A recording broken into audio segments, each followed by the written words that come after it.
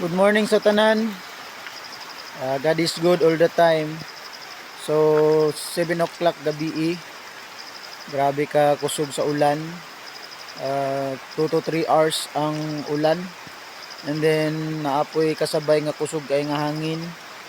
And then grabe ang kilat gabi guys. Sabi na mo gloparo na nga mo ang balay. Kaya naaman mi sa higher ground. So karong mga takna aga ulan gihapon, kusog kaayo. And sad to say na nalangkat jud ang atop sa atong extension sa atong church.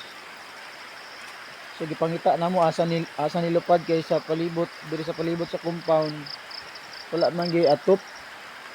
Naapil jud og kalupad ang atop sa kusog nga hangin diri nya ang palibot sa amo ang balay nga tumba ang mga kahoy. And kay bulungan kayo, maayo jud ang Ginoo ang among balay wala po na unsa. Nga pinakataas ni siya sa church.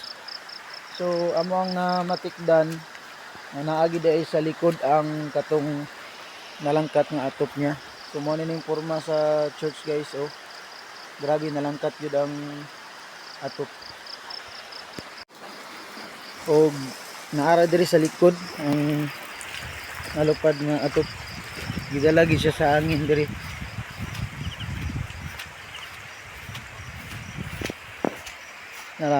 Nara diri ang atop. So buog gyapon siya nga kuan. Buog gyapon siya. Apil ang katong mga kahoy nga iyang gilangsangan. So magamit pa gyapon nato ni, babalik pa gyapon nato ni church. So grabe amping. Amping sa ato ang tanan kay basig sa inyo hapud, basig kusog ang ulan.